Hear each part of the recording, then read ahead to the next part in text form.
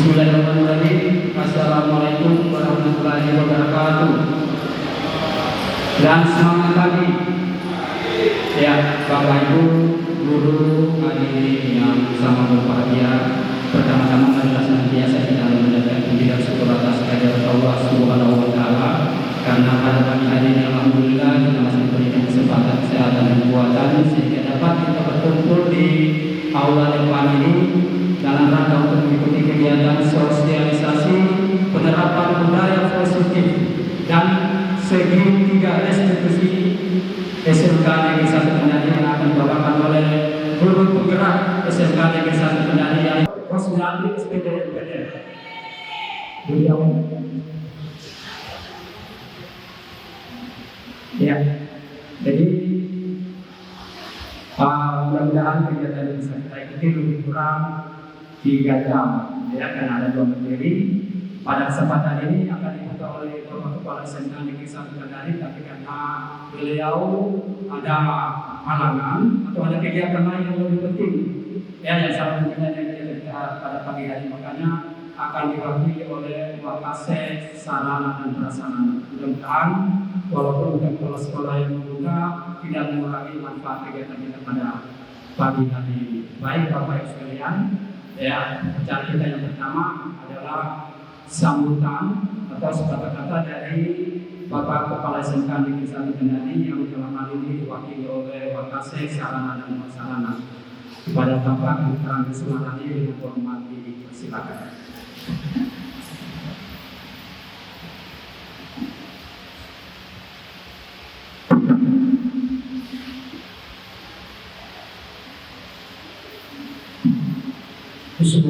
Assalamualaikum warahmatullahi wabarakatuh.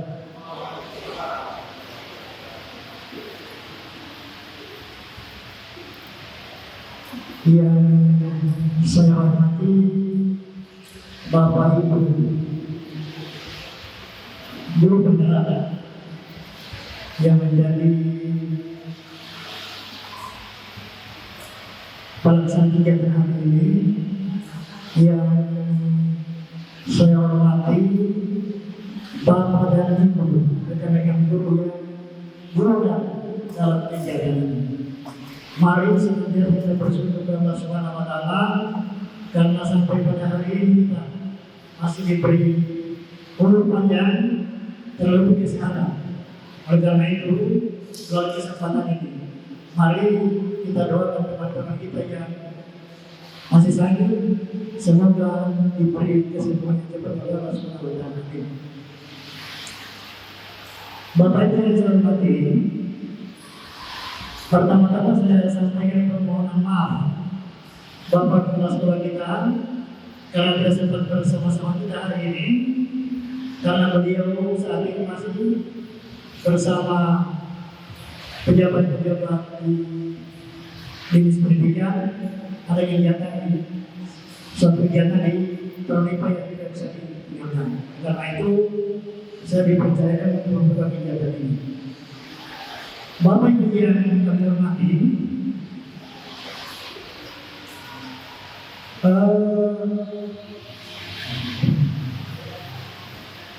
kegiatan kita hari ini adalah kegiatan yang merupakan kegiatan, salah satu kegiatan yang harus dikerjakan oleh teman-teman kita yang ikut guru penggerak. Kegiatan ini memang harus dilaksanakan. Nah, kegiatan hari ini seperti yang tertera di layar di belakang kita itu, saya cuma fokus pada kata diseminasi.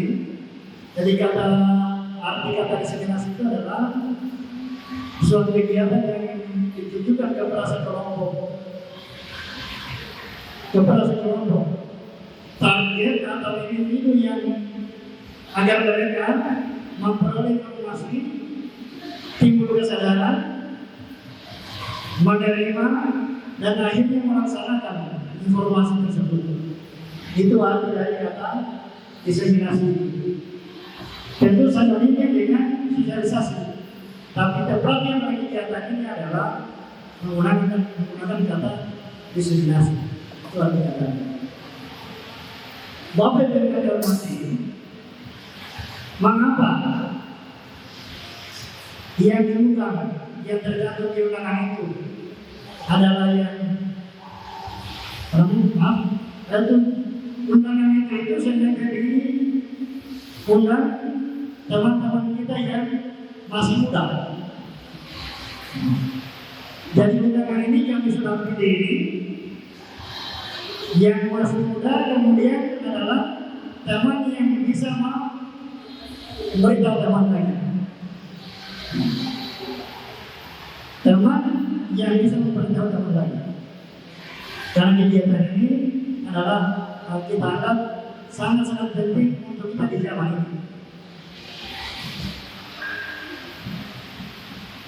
Oleh karena itu Bapak Ibu, kami mohon dengan hormat untuk kita sama-sama mendukung kegiatan ini dan ujungnya, akhirnya kita terapkan di pekerjaan sehari-hari kita. Lalu yang pada akhirnya kalau kita terapkan, maka akan terimbas kepada teman-teman yang lain yang tidak sempat ikut kegiatan ini. Itu harapan kepala sekolah seperti yang disampaikan kawan saya. Oleh karena itu sangat diharapkan kepada kita semua bersungguh-sungguh dan mampu menerapkan hal ini yang akan mereka sampaikan nanti. Lalu ujungnya lain kita terapkan sama-sama di sekolah kita ini. Sebelum kita bisa sampaikan, sebelum saya sampaikan ini, maka kegiatan ini saya buka dengan resmi dengan kata ucapan Bismillahirrahmanirrahim. Kegiatan ini dinyatakan dibuka dengan resmi. Assalamualaikum warahmatullahi wabarakatuh.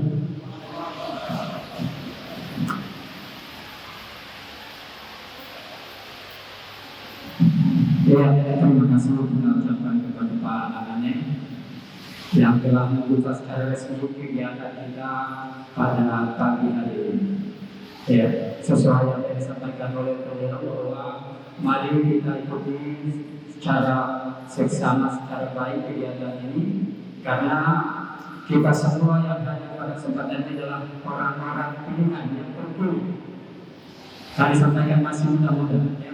Saya sendiri sebenarnya ini sudah tidak muda lagi, karena sudah disebutkan saya masih muda-muda, alhamdulillah.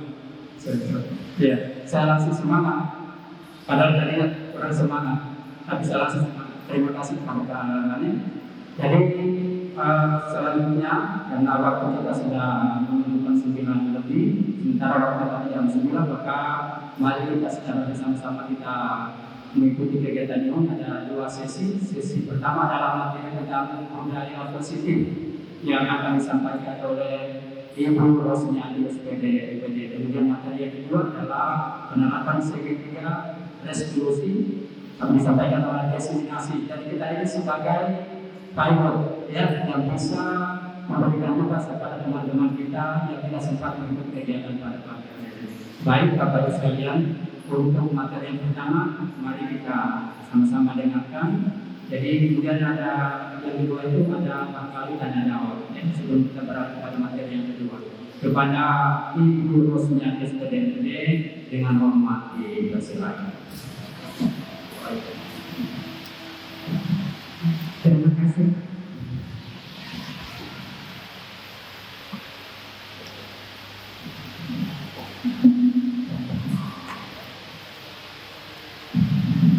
Assalamualaikum warahmatullahi wabarakatuh dan selamat pagi. Yang saya hormati Bapak Kepala Sekolah dalam hal ini yang diwakili oleh Wakasek Para Prasarana Bapak Dr. Andes Kalani. Yang saya hormati Bapak dan Ibu Guru yang sempat hadir dalam kegiatan kita ini yang bertempat di Aula depan ini. Pertama-tama saya mengucapkan banyak terima kasih yang sebesar-besarnya kepada Bapak Kepala Sekolah karena beliau memberikan dukungan, mensupport kegiatan kami dalam pelimpasan atau diseminasi budaya positif. Kemudian saya juga mengucapkan banyak terima kasih kepada Bapak dan Ibu yang meluangkan waktunya untuk mengikuti kegiatan ini. Adapun tujuan kami adakan kegiatan ini adalah yang pertama, tugas kami dari calon guru penggerak, yang mana ini merupakan materi dari modul 1.4. Materinya sebentar ini kami akan berbagi dengan Pak Ramadan, karena kami berasal dari sekolah yang sama, otomatis kami harus berbagi materinya. Kemudian tujuan yang kedua, kami juga akan membagi ilmu yang kami dapatkan, ya, membagi ilmu yang kami dapatkan dari pendidikan selama 2 bulan ini. Jadi materi-materi yang akan saya sampaikan sebentar dengan yang disampaikan oleh Pak Ramadan, itulah adalah hasil dari yang kami dapatkan selama pendidikan. Kemudian yang ketiga, tujuan yang ketiga yaitu mudah-mudahan dengan setelah adanya kegiatan ini kita bisa mengetahui bersama-sama atau satu persepsi mengenai budaya positif dan segitiga revolusi yang akan kita terapkan di SMK Negeri 1 Kendari.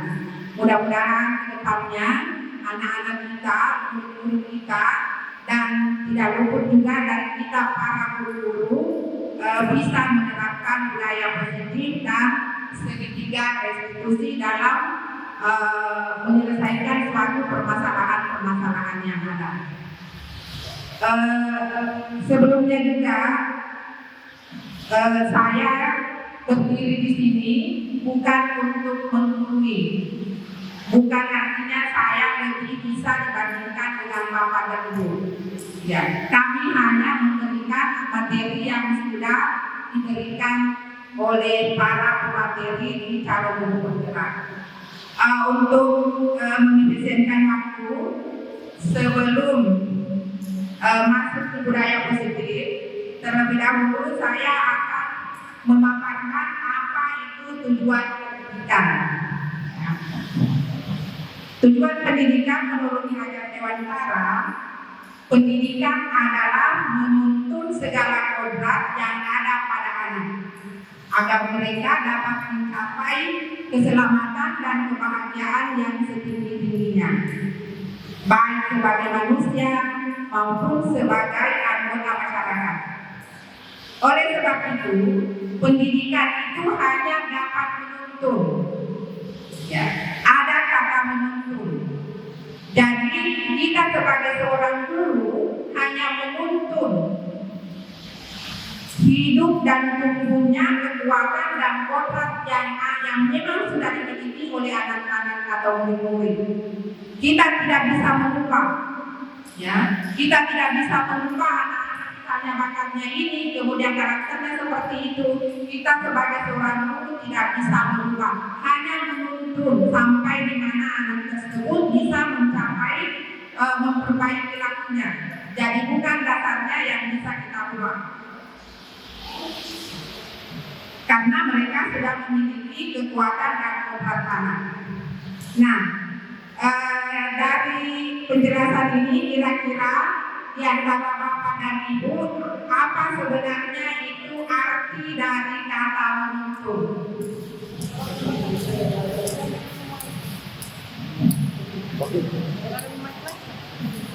Kudus membimbing, ya, Pak Rudianto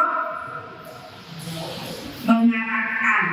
Jadi apa yang disampaikan oleh Ibu Ju sudah dengan Pak Rudianto itu adalah tugasnya kita sebagai seorang guru. Dalam hal ini kita tidak boleh memaksakan kehendak, karena anak memang sudah dibekali dari sejak tadi, sudah ada memang dari dalam dirinya itu bakat dan minat yang akan dicapai cita-cita. Kita hanya menuntut kemana arahnya ini anak. Kalau misalnya dia salah jalan, kita bisa mengarahkan ke cara yang lebih baik lagi. Nah, di hajat Dewan Kada ini juga menganggap kita ini sebagai seorang petani. Menganggap kita sebagai seorang petani dan sekolah dianggap sebagai lahan atau sawah. Nah, saya tanya, apakah petani bisa mengubah benih padi menjadi tumbuh menjadi jagung?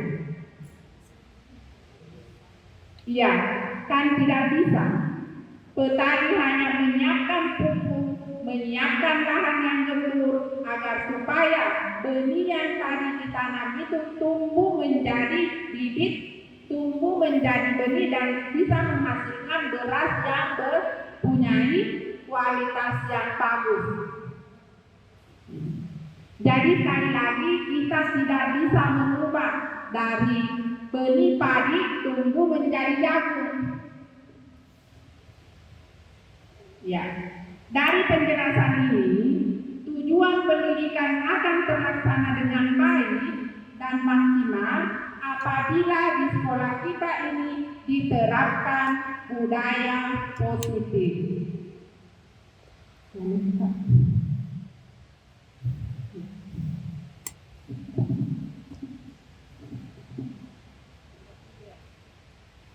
Ya.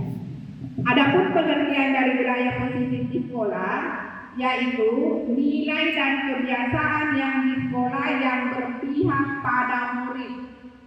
Ya, sekali lagi selalu mengutamakan apa kemauan dari murid-murid kita, bukan kemauannya guru, ya, tapi kemauan anak-anak kita. Kemauannya itu bukan artinya kemauan yang salah, tapi kita harus mengidentifikasi apa bakat dan minat yang terpendam atau yang memang ada sejak lahir dari anak itu sendiri. Ya. Kemudian, bagaimana mereka dapat berkembang menjadi pribadi yang kritis, penuh hormat dan bertanggung jawab sesuai dengan profil pelajar Pancasila. Karena kita berada di Indonesia, makanya segala kekuatan-kekuatan yang ada pada diri anak, khususnya pelajar SMK Negeri 1 Kendari, itu harus selalu disesuaikan dengan dasar negara kita. Ya. Nah, ada beberapa konsep utama budaya positif. Ada 7. Untuk 1, 2, 3, 4 dan 5, insya Allah saya yang akan memaparkan.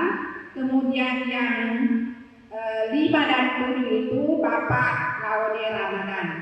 Konsep utama budaya positif yang pertama adalah perubahan paradigma belajar. Bagaimana caranya kita mengubah mindset pandangan kita yang selama ini menurut pemateri kami di guru penggerak itu agak melenceng dari yang sebenarnya. Kemudian disiplin positif. Kemudian yang ketiga, kebutuhan dasar manusia. Yang keempat, motivasi perilaku manusia. Yang kelima, restitusi. Dalam hal ini adalah posisi kontrol guru. Kemudian yang keenam adalah keyakinan kelas. Dan yang ketujuh adalah segitiga restitusi.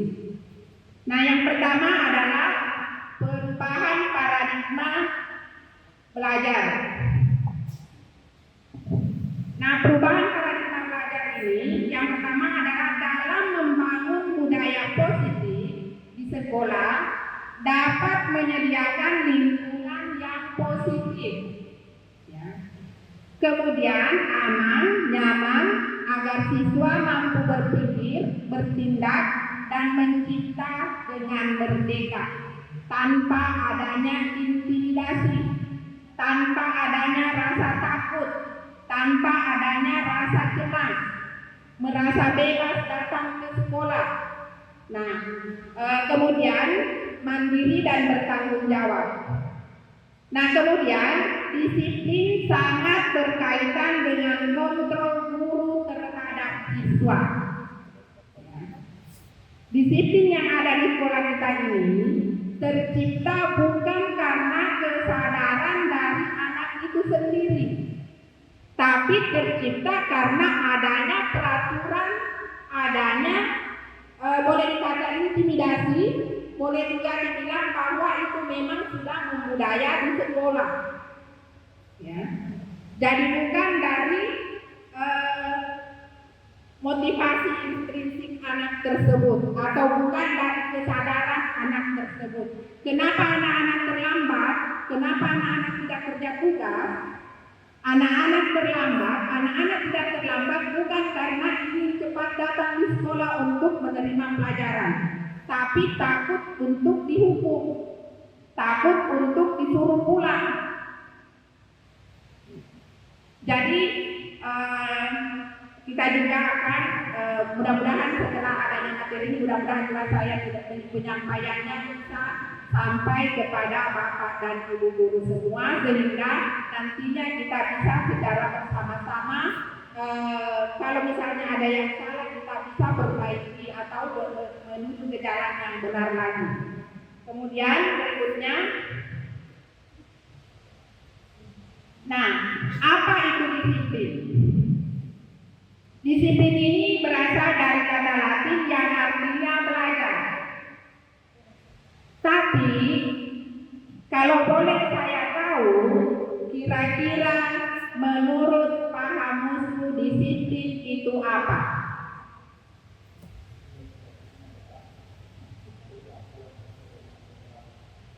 Mengikuti aturan yang telah ditetapkan. Nah, kalau kita berbicara soal disiplin, yang ada dalam mindset kita itu adalah suatu hukuman. Karena kenapa? Kalau kita melanggar disiplin, otomatis yang akan kita dapatkan adalah hukuman. Itulah mindset kita selama ini. Padahal dari kata Latinnya itu artinya belajar. Ya. Kemudian yang kedua, makna atau asal dari kata ini berkonotasi dengan disiplin diri dari murid. Nah, kembali lagi dari kata menuntun, kita hanya bisa mengarahkan anak-anak. Apa yang sudah ada dalam dirinya kita menuntun untuk bisa mendisiplinkan dirinya sendiri. Kemudian berikutnya, disiplin diri membuat orang menggali potensi menuju sebuah tujuan apa yang dia hargai. Ya. Kemudian, namun dalam budaya kita, ini tadi yang saya sampaikan, bahwa makna kata disiplin telah berubah menjadi suatu yang dilakukan seseorang pada orang lain untuk mendapatkan kepatuhan. Nah, dalam lingkungan sekolah, nah yang dimaksud dilakukan seseorang pada orang lain itu adalah murid dengan guru. Kalau di rumah mungkin anak dengan orang tua. Akan mendapatkan kepatuhan, kecenderungan umum adalah menghubungkan kata disiplin dengan ketidaknyamanan. Ketidaknyamanan itu bisa juga diartikan bahwa takut mendapatkan hukuman. Ya. Bukan dengan apa yang kita hargai atau pencapaian suatu tugas yang mulia. Ya. Kemudian, disiplin adalah kemampuan memerintah diri sendiri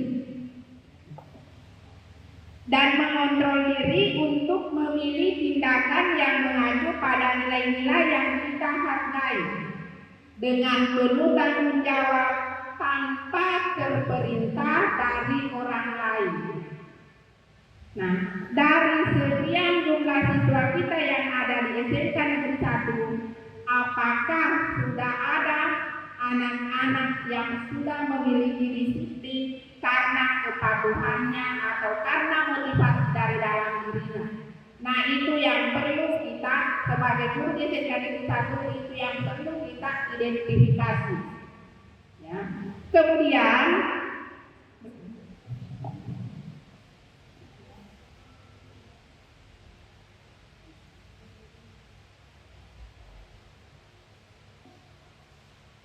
Kemudian nilai-nilai yang kita hargai adalah nilai kebajikan, sifat positif manusia yang merupakan tujuan mulia yang ingin dicapai setiap individu, yaitu kembali lagi nilai-nilai pelajar profil Pancasila. Nah, kemudian yang kedua adalah kebutuhan dasar manusia. Nah, kebutuhan setiap manusia itu berbeda-beda. Ya.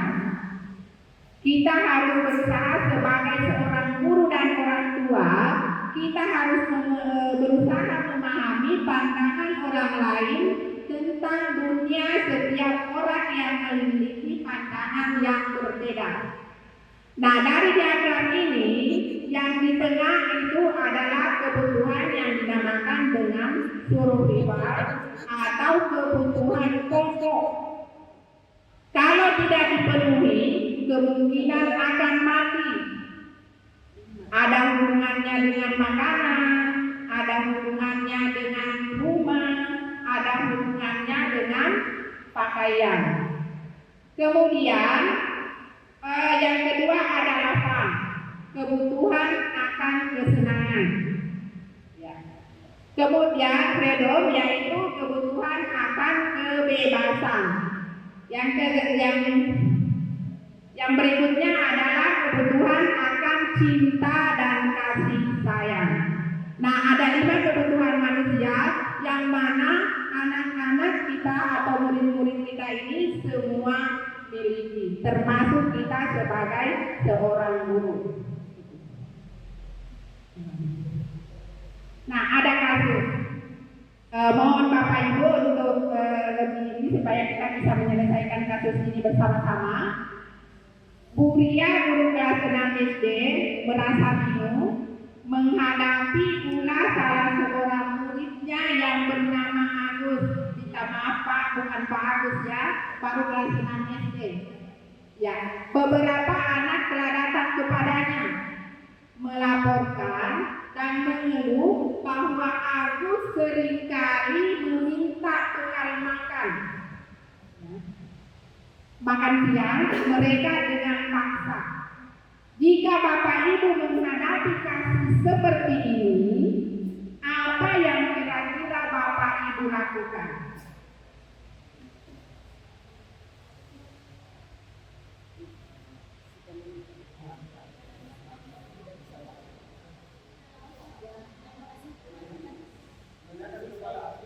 Ya.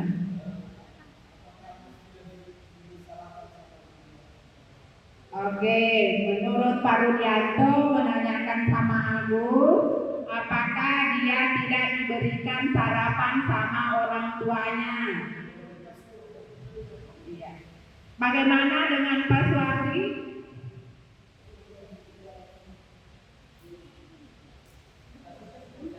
Saya ulangi dulu kasusnya bahwa ada seorang siswa yang namanya Agus. Seringkali mengambil paksa makanan temannya, bekal siangnya. Nah, kalau Bapak sebagai seorang guru yang menangani kasus itu, kira-kira apa solusinya atau apa yang Bapak lakukan?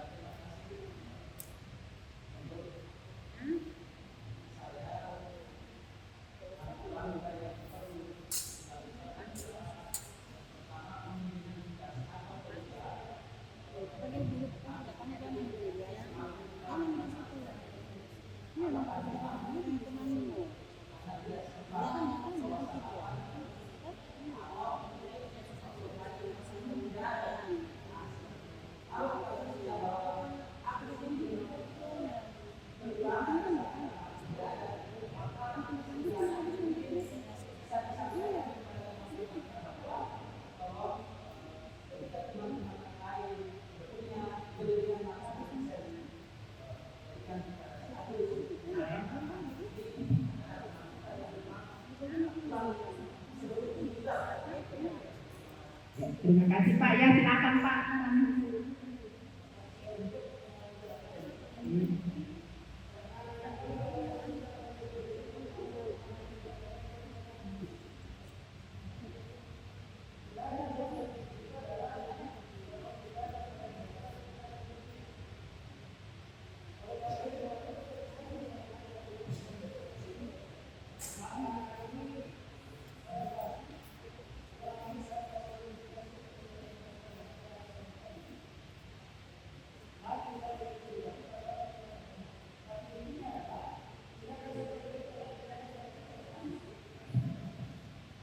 Oke, terima kasih Pak. Jadi ada tiga jawaban.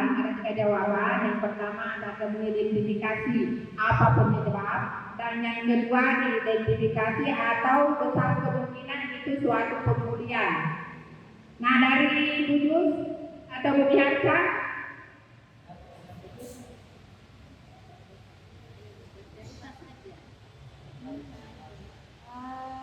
Jadi ini pengalaman anak saya di SD. Yang pertama gurunya lakukan yaitu dimediasi anak tersebut, dipanggil, kemudian ditanya apa sebabnya kamu suka ambil makan siangnya temanmu. Nah, dari jawaban anak itu bisa kita identifikasi, artinya kalau memang jawabannya karena saya tidak dikasih uang jajan sama mamaku, kita interaksi sama orang tuanya, atau mungkin karena memang ketika memang dia dikasih uang jajan sama orang tuanya tapi tetap melakukan seperti itu, kita cari tahu lagi kemungkinan anak ini punya kelainan dalam berteman, artinya memang ini anak nakal betul karena kenakalannya. Nah, dari jawaban yang diberikan dari si anak itu kita bisa ambil apa yang harus dilakukan. Oke, terima kasih Bu. Ya, jadi apa yang telah disampaikan oleh Bapak dan Ibu guru semua itu nanti ada jawabannya di bagian selanjutnya. Ya, dalam konteks penerapan disiplin positif, Ibu Ria sebaiknya mencari tahu kenapa Agus melakukan tindakan tersebut agar mengetahui kebutuhan anak yang tidak terpenuhi. Karena munculnya sebuah tindakan negatif yang dilakukan oleh anak didik kita itu dikarenakan karena ada salah satu kebutuhan yang tidak terpenuhi. 5 kebutuhan tadi ini, misalkan Agus dipanggil, kemudian jawabannya adalah merasa lapar dan orang tua tidak memberikan bekal. Nah, ini ada hubungannya atau termasuk ke dalam suruh bima. Kalau dia tidak mengambil kepunyaan temannya, otomatis dia akan kelaparan. Kemudian jawaban yang kemungkinan akan kita dapatkan dari Agus yaitu merasa dipegang selama ini dia tidak merasa diperhatikan. Jadi dia mencari perhatian dengan jalan mengambil kepunyaan temannya. Kalau saya ambil makanan temanku, otomatis temanku ajak saya bicara, walaupun dalam hal ini adalah negatif. Kemudian kalau dia tidak berbuat kesalahan, mungkin tidak akan dipanggil sama wali kelasnya atau guru lain. Jadi ini adalah kebutuhan yang tidak terpenuhi, adalah kebutuhan tidak memperoleh cinta dan kasih sayang dari kita sebagai gurunya. Nah, kemudian yang berikutnya adalah merasa hebat karena temannya takut. Ya, dengan merampas makanan temannya, dia merasa bahwa saya hebat, temanku takut. Jadi kebutuhan yang tidak terpenuhi adalah kebutuhan penguasaan atau power. Ya. Kemudian yang berikutnya adalah bosan, ada bekal diberikan sama orang tuanya dari rumah, tapi dia sudah merasa bosan. Itu saja, telur ceplok terus sementara temannya daging. Dia ingin merasa bebas. Kemudian berikutnya, Agus hanya iseng dengan teman-temannya.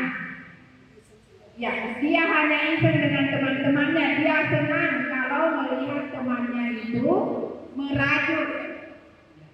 Dalam hal ini bahwa kebutuhan yang tidak terpenuhi adalah kebutuhan kesenangan atau fun.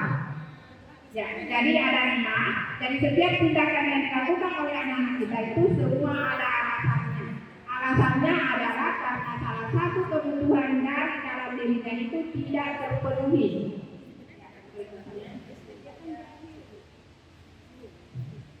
Nah, yang keempat adalah semua perilaku memiliki tujuan. Teori motivasi perilaku manusia. Yang pertama adalah untuk menghindari ketidaknyamanan. Ya. Kenapa sampai dia berperilaku seperti itu? Karena dia ingin terhindar dari hukuman, dari rasa ketidaknyamanan. Ya.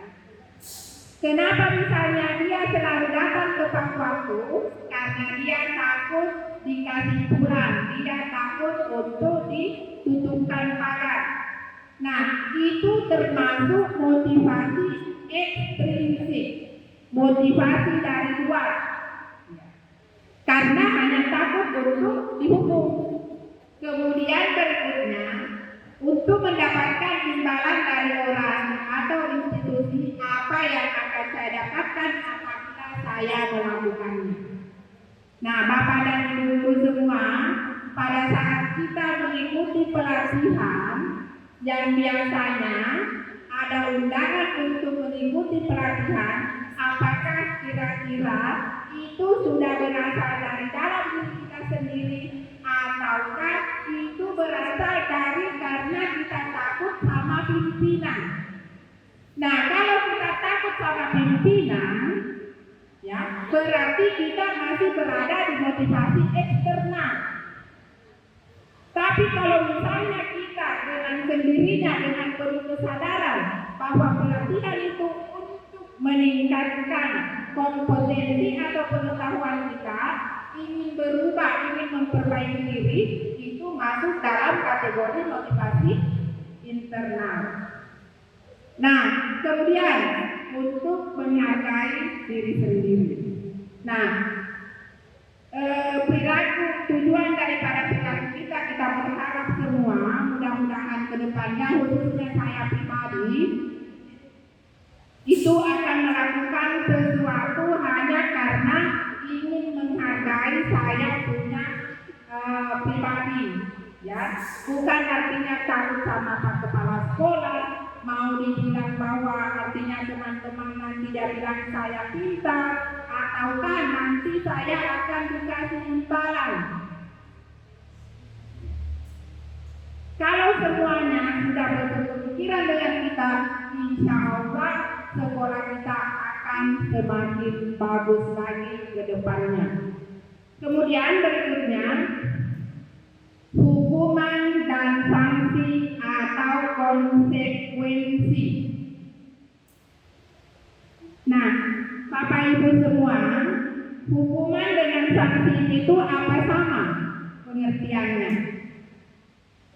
Bu Sunesti bisa dijawab? Hukuman dengan sanksi tidak sama. Ya. Jadi hukuman dan sanksi ini memang tidak sama, ya. Ada salah satu kasus kita perhatikan, Yanto kurang menguasai pelajaran akuntansi, sehingga pada saat pelajaran tersebut berlangsung dia lebih banyak diam. Dan ini sering kita dapatkan juga sama anak didik kita di SMK satu Kendari, khususnya jurusan akuntansi. Dia lebih banyak berdiam diri atau menggambar di buku pelajaran. Pada saat Pak Sare menanyakan pelajaran akuntansi, dia menjadi gugup dan tak sengaja menjatuhkan tasnya dari kursi. Dan tiba-tiba menjadi gagap pada saat berusaha menjawab, seluruh kelas pun tertawa. Bapak Ibu semua, apakah kita pernah merasakan seperti ini? Pernah mengalami hal seperti ini? Kalau saya pribadi sudah pernah mengalami pada saat anak-anak ditanya, mungkin karena kita konsentrasi, kita bertanya langsung dia gagap menjawab. Teman-temannya langsung bingung menertawakannya. Nah, dalam kondisi seperti ini, Pak Sare malah tidak menegur temannya yang mentertawakan. Lebih parahnya lagi, memanggil si Yanto tersebut untuk maju ke depan, kemudian menyuruhnya untuk memegang hidungnya. Apakah teman-temannya tidak ribut tambah ribut? Tentu saja teman-temannya tanpa ribut melihat ke apa yang diperbuat, apa yang dilakukan oleh Yanto tadi. Nah, ada dua pertanyaannya. Apakah Bapak Ibu setuju dengan tindakan Pak Saleh terhadap Yanto? Ya, saudara.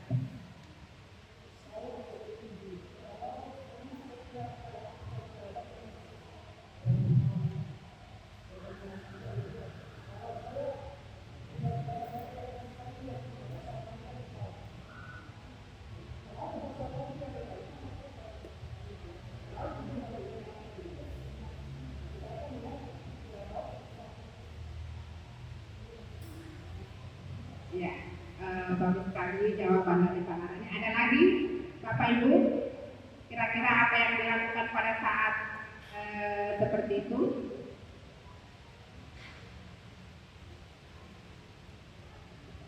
Oke, kemudian yang kedua, menurut Bapak Ibu tindakan Pak Saleh terhadap Yanto merupakan hukuman atau konsekuensi?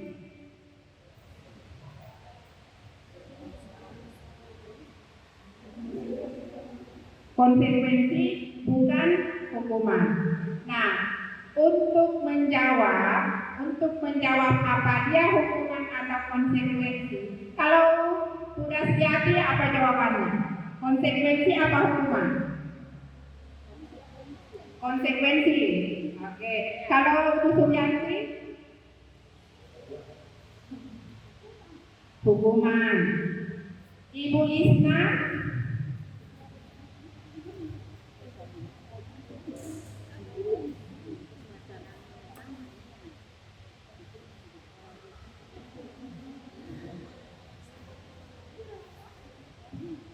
Oke, kalau Tuhan lagi konsekuensi. Oke, jadi terima kasih Bapak Ibu atas jawabannya semua. Ada dua versi, ada yang menganggap bahwa suatu hukuman dan ada yang menganggap bahwa itu suatu konsekuensi atau sanksi. Nah, kita buka lagi yang berikutnya untuk menjawab hal ini.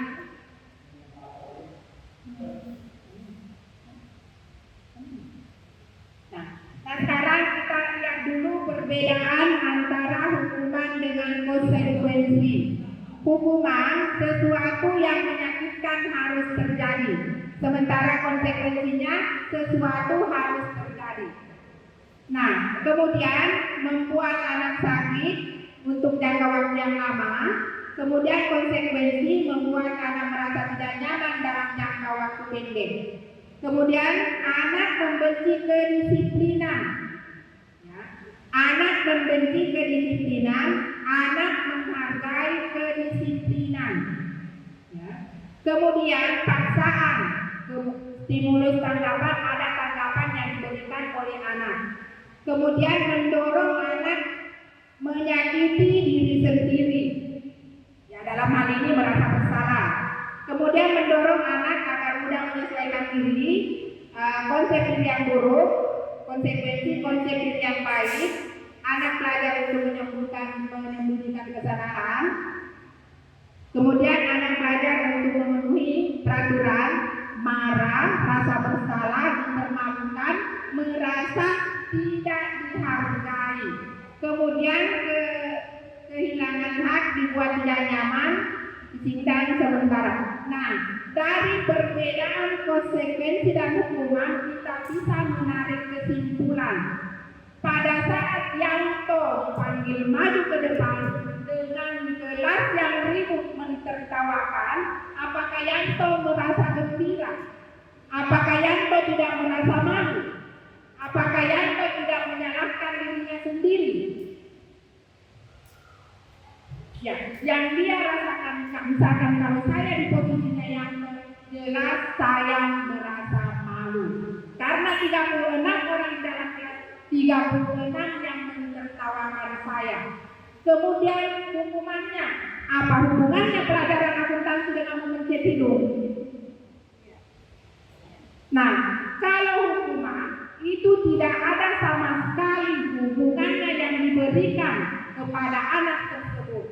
Nah, kalau konsekuensi, kalau misalnya Pak Yanto memanggil kemudian memberikan soal yang lebih mudah, nah itu konsekuensi karena hukumannya ada hubungannya dengan apa kesalahan yang dia perbuat tadi. Apakah Yanto akan merasa malu? Tidak. Walaupun sudah ditertawakan, tapi dia tidak akan merasa malu karena dia diberikan tugas yang bisa dia kerjakan. Ya. Jadi perbedaan antara hukuman dengan konsekuensi, kalau hukuman apa yang kita berikan itu sama sekali tidak ada kaitannya. Nah, minta maaf Pak, khususnya yang di DK, mungkin saya agak sedikit ke peraturan sekolah Pak, minta itu Pak.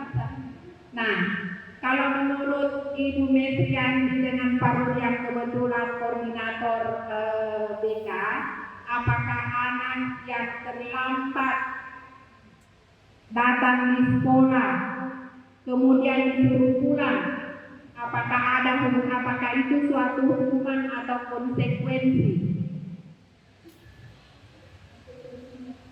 Konsekuensi. Nah, kembali lagi kita ke sini Bapak, apa itu hukuman, apa konsekuensi? Kalau hukuman berarti tidak ada sama sekali hubungannya dengan apa yang kita lakukan. Nah, ada satu mungkin masukan, tapi mungkin ini artinya begini, kalau misalnya ada anak-anak bukan artinya kita mau memahami aturan yang ada, tapi tidak apa-apa lah karena kita semua kan warga SMK 1. Nah, kalau saya punya masukan, bagaimana kalau anak-anak tersebut yang terlambat tetap diminta untuk masuk tapi identifikasi. Misalkan teman-temannya pulang jam 2, berapa menit tadi dia terlambat, kita tambahkan waktu pulangnya menjadi jam 2.30 misalnya. Tapi memang sebagai seorang kita harus ikut juga merasakan kalau ada anak-anak terlambat. Ya.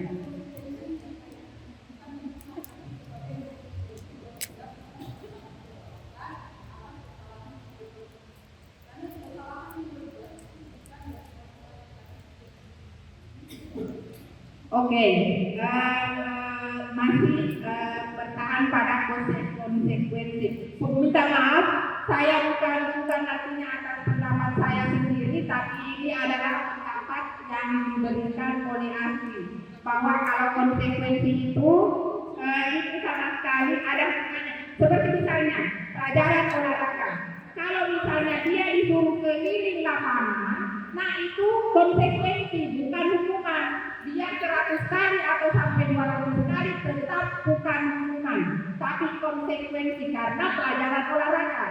Nah, coba kalau anak-anak terlambat kemudian disuruh keliling, apa hubungannya? Ya, jadi kita harus sama persepsi bahwa kalau hukuman itu berarti dia tidak ada hubungannya dengan apa yang kita berikan. Ya. Kalau konsekuensi misalkan ada lagi satu, mencatat 100 kali di dalam buku kalimat, saya tidak akan terlambat lagi karena terlambat ke sekolah.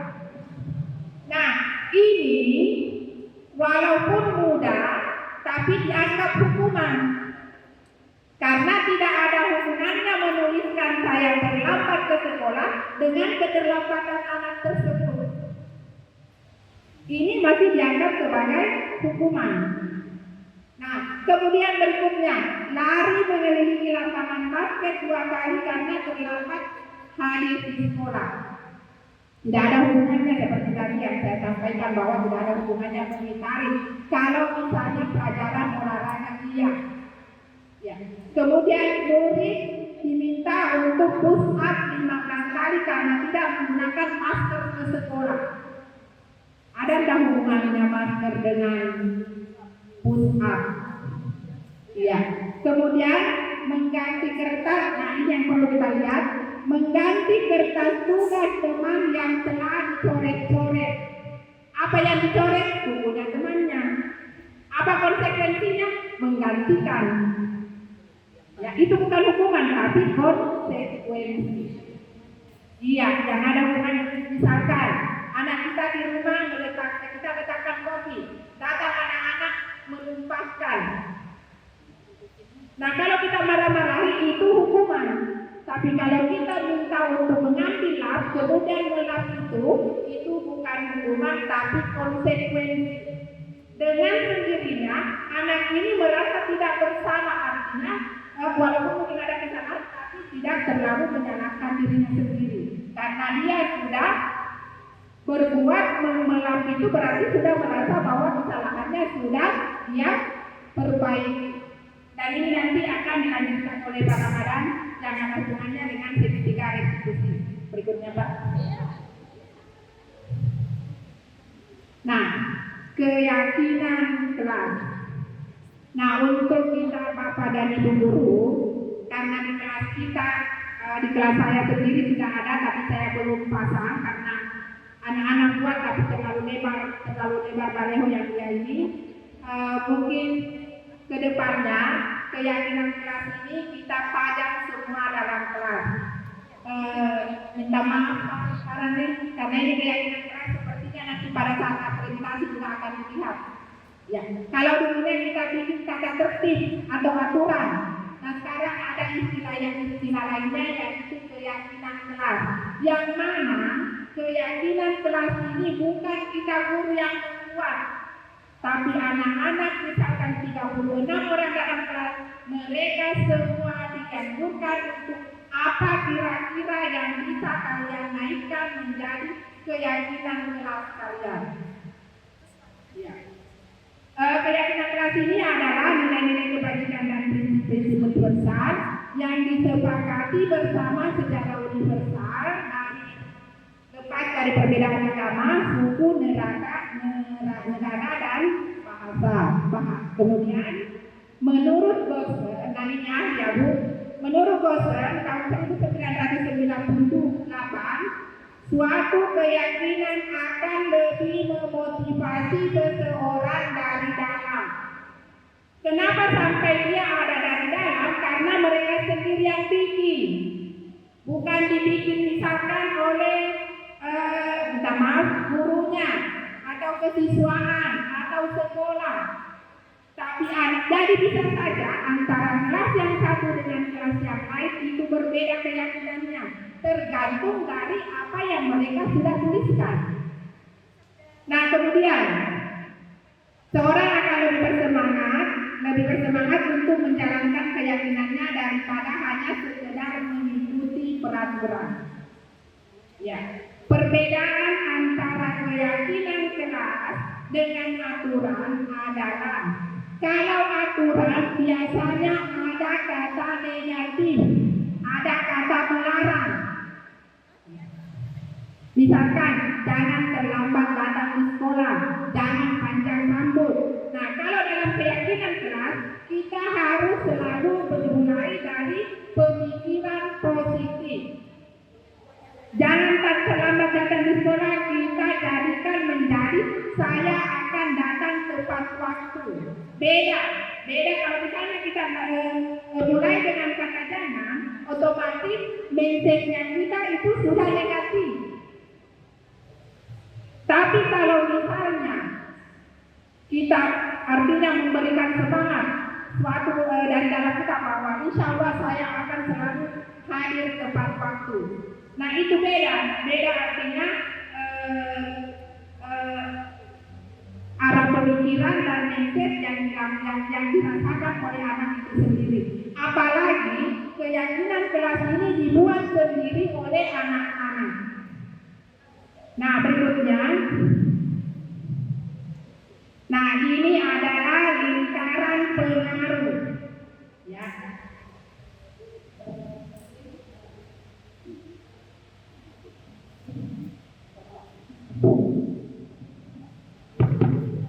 Minta maaf Bu, karena tadi sudah disampaikan ke saya, kemudian kita ini kan ini mau diakreditasi nih. Ini kita akan mengalami kesulitan nanti ini. Kenapa kesulitan sampai hari ini kita belum pikirkan itu langkah untuk bersama mereka itu. Sementara itu bulan 5 sudah mengisi instrumen, bulan 7 itu pasti sudah visitasi. Kita akan mengalami kesulitan ini, saya yakin. Kenapa sampai begini sampai sekarang belum ada tindakan? Karena kita masih sibuk dengan urusan email. Jadi oleh karena itu, bapak-bapak ibu-ibu yang saya baca di dalam kelas di sini, kita harus nanti jangan kita harus sibuk nanti.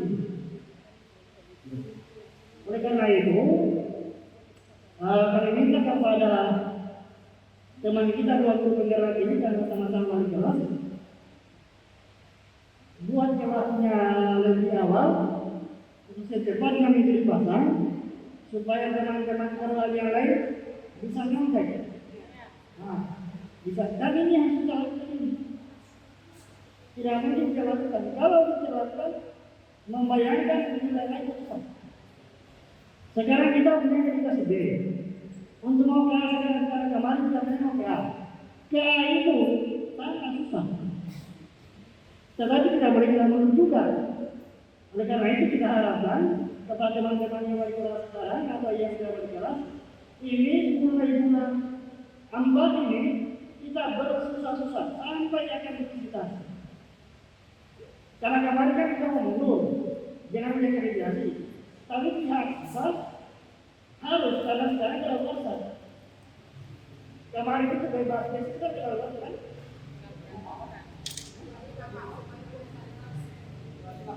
Yang lantaran akreditasinya sudah. Malah kemarin tidak diizinkan dulu, tidak boleh. Apalagi SMK 1, apa pemandangan kalau mundur. Nah itu dia. Oleh karena itu Bapak Ibu yang hadir hari ini, kemudian termasuk tidak hari yang kita sampaikan di Lena, tapi mohon kelasnya barang-barang di barang-barang awal. Yang kemudian di kelas terus, tolong kita berikan contoh karena itu dibahas segera. Sebelum kemudian kelas juga itu ada standar peralatannya. Standar peralatannya sudah tahu di kelas yang nanti sudah kita buat itu dan kami harapkan sekali terus cepat supaya teman-teman berbagai yang lain menjadi contoh itu. Yang tidak hadir hari ini nanti kami sampaikan secara pribadi melalui LWA atau melalui LWA program. Jadi jangan itu terima kasih. Itu warahmatullahi wabarakatuh. Terima kasih Pak. Insya Allah saya akan karena mungkin saya lebih duluan tahu dari Bapak dan Ibu, bukan artinya menggurui, tapi insya Allah kita saling berkolaborasi bagaimana supaya kita bisa menciptakan budaya positif. Karena kalau misalnya mungkin hanya mulutnya kita saja yang terus marah-marah, melarang ini, melarang itu, tapi kalau misalnya mereka sendiri yang punya aturan, anak-anak sendiri yang punya keyakinan kelas, otomatis kita tidak terlalu banyak marah. Pada saat misalnya bikin kesalahan kita panggil dan itu nanti akan dibahas oleh Pak Ramadan. Namanya segitiga restitusi. Ya. Saya lanjut budaya positif. Ya. Yang pertama itu adalah peraturan kelas. Nah kalau selama ini yang kita buat di kelas itu namanya peraturan kelas. Nah itu agak lebih rumit atau lebih apa namanya tidak spesifik. Kalau peraturan kelas kemudian tadi apa yang saya sampaikan bahwa itu banyak kata larangan, jangan ini, jangan itu, tidak boleh ini, tidak boleh itu. Kalau keyakinan kelas selalu dimulai dari kata positif yang menimbulkan semangat bagi anak-anak kita. Dan peraturan itu biasanya sekolah yang buat, bukan anak-anak. Ya. Kemudian lingkungan positif dengan kita menerapkan keyakinan yang ada dalam kelas, anak-anak yang dalam kelas misalnya kelas 1A, kelas 1, kelas 10, kelas 10 KKI 2, kelas perkantoran 1, perkantoran 2, dengan sendirinya nanti semua anak-anak itu akan mengikuti budaya-budaya yang ada di kelasnya masing-masing. Kemudian sehingga muncullah atau terciptalah yang namanya budaya positif yang ada di sekolah kita. Nah, ini ada cara-cara atau rambu-rambu pembentukan keyakinan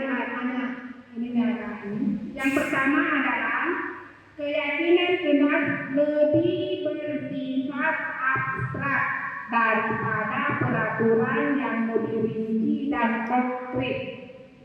Kemudian, keyakinan kelas merupakan pernyataan yang lebih abstrak.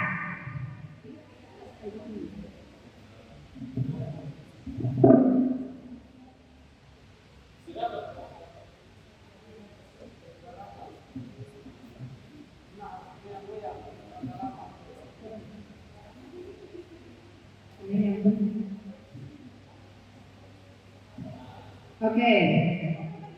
Kemudian keyakinan kelas hendaknya jangan terlalu banyak.